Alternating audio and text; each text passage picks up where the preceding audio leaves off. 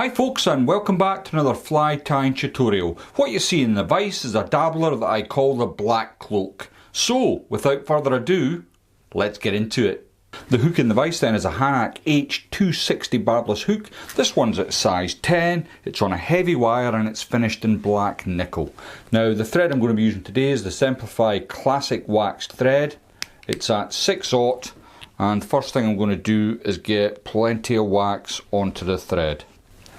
I'm going to catch in just above where the eye bends down, and using my rat's tail as a guide, I'm going to just get a bed of thread down onto the shank, and I'm going to come back beyond the point, at which point I can take away my rat's tail. Now, because you can see I put a lot of wax on this thread, I'm just going to use my finger, and the heat of that will just get rid of any excess wax.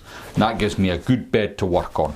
So the first thing with the dabbler is the tail, and I'm using some bronze Mallard. I've got a feather I've been working away with here, and what I want to do is take approximately 1.5 centimeters. Now what I've done is I've brought it out at a 90-degree angle from the stem, and I'm going to just pull that away. I'm going to fold it in half. Now dabblers can be a bit of a daunting fly to tie, but they're actually very easy, especially this one. So what I want for the tail is twice the length of the shank, so I'm just going to extend my fingers there. That looks about right, and I'm going to catch that in like so.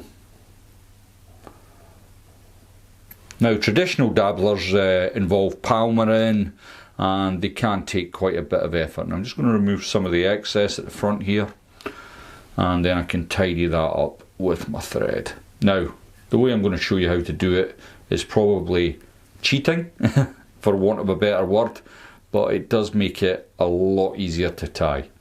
So I brought my thread back to where my tail begins, and what I'm using to cheat, if you like, is some Fusion Pseudo Hackle from Upavon fly fishing. Now this is the nymph mode, and the way Pseudo Hackle works is it comes on a band, and what you do is you cut it to the length that you require. As you can see here, it comes on a band like this. I've already cut off the majority to save a little bit of time, but basically you come in with your scissors, take away the bit you don't require, pop it in your wastebasket, and then what you're left with here is like a strand of hackling, which we've got. Now it's quite subtle, this one. It's done on a black core, and it's got some bits and bobs of flashy material throughout, and what I'm going to do is just bring my thread up. Now you'll see I have got a little bit of a lump at the back here. I'm going to compensate that by building a bit of thread at the front. Now I'm not coming all the way to the front because I'm going to need plenty of room up there, and I'm going to stop probably 2-3 millimeters back from the eye of the hook. Then I can bring my hackling around the body, keeping it nice and close. Every now and then come in with your thumb and forefinger off your left hand and sweep it back. If you're a left-handed tyer, apologies, I'm not. Not to worry, I'm sure you work it out. Sweeping it back each time I turn, and it's going to give me quite a nice effect on the body. Now as I get up near the front, I'm starting to try and keep it nice and neat, because I need plenty of room up here for what I'm going to do. So I'm going to stop where I parked my thread, 2 or 3 millimeters back, get a couple of turns in, pull everything back, get a couple of turns in front. Now all that does is stop the thread from backing up. Just going to come in, excuse my fingers, and remove my excess material.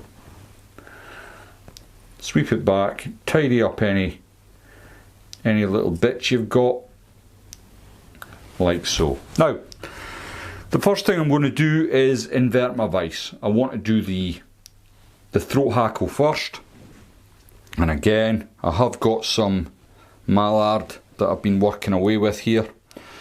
Often it's one of these materials that especially when I'm doing these videos, I often forget what it's called, and I'm left scratching my head trying to think, and then, you know, once I remember, I'm like, oh yeah, bronze Mallard, yeah. But it's a great material, but getting good quality stuff's quite difficult. I found the best one, by a good distance actually, is from the Irish Plucker. And they always produce much darker feathers, which I really like on my dabblers. So I've got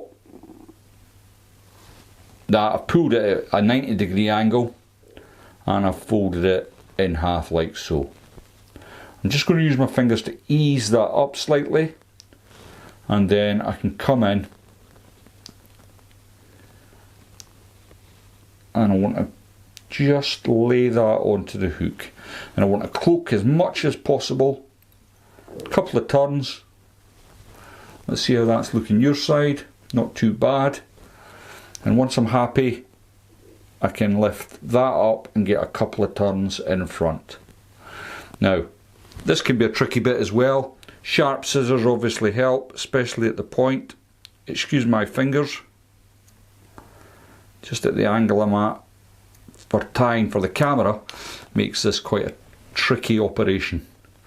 And the last thing I want to do is cut the thread and look like a numpty. So there we go. I've managed to get away with that. Next then, the top wing. I've found a particularly nice feather. Lovely and dark. As you can see here, the darker the better for me. And a lot of the times now you're just getting much lighter feathering on your bronze Mallard. See, I nearly forgot again.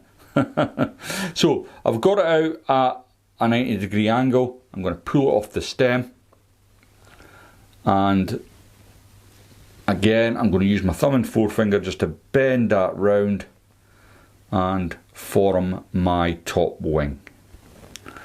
Now again, I'm going to show up to the fly. That looks about right. And I want to fully cloak the shank of the hook. There's lots of different ways of doing this. Some people don't like the full cloak effect.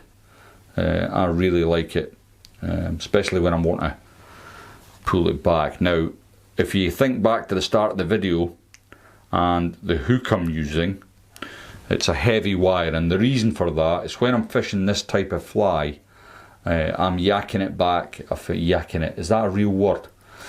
I'm pulling back at a fair old rate. So I want a heavy gauge hook, just in case a fish hits it as I'm pulling. I don't want the hook bending out on me. So that's looking pretty reasonable. The next thing I'm going to do, and the reason I call it the black cloak, is I've got a little hen cape here, and I'm going to add in a little hen hackle. Now I'll just pick a feather off the cape, and I'm going to catch it in with a tip. So first thing I want to do to prepare the feather is to catch in the tip with my hackle pliers. Then I can pull all that back, and what you end up with is like a little Christmas tree affair, if you like. It doesn't need to be overly handsome, but as long as you can see the tip, catch that in like so. And at this point I'm going to add a little bit more wax to the thread just to help me along. Just make sure that's nice and tight in there. Now the head on these flies are generally pretty big because you've put quite a lot of materials in. You can reduce the head size by using nano silk, but I'm completely out in nano silk at the moment, so hence the 6/0. So I'm going to bring my hackling round, and I want to use a fair bit of this feather.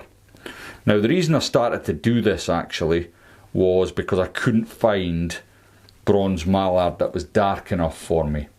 So what I was doing to make a compromise, if you like, I was using the lighter stuff and then adding the black hen hackle in afterwards just to darken the whole fly up. I've got a lot better bronze mallard now, and it seems to not be required as much, but this is just a wee tip. If you've got a load of bronze mallard sitting around that for your money's not dark enough, you can add a black hen hackle and achieve very similar results. So I've got as many tons in there as I hoped for, and now I'm going to tidy up the front of the fly. Now I don't want the head being too big, but you want to make sure you've captured in all your material. Just give that hen hackle a little bit of encouragement to come off there. It was a lot stronger than it looked.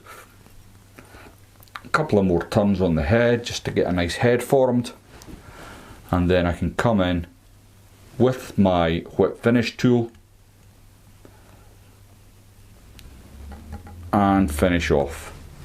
Now all you need to do now is varnish up the head. You can use varnish, super glue, or resin. The choice of poison is yours. I'm not going to bother showing you. I'm sure you all know how to finish off the head of a fly by now. If not, just watch any other of my videos. And there we have the Black Cloak Dabbler. I hope you enjoyed that. If you want to see a more traditional way of tying a dabbler, check out this video here, and I'll see you all next time.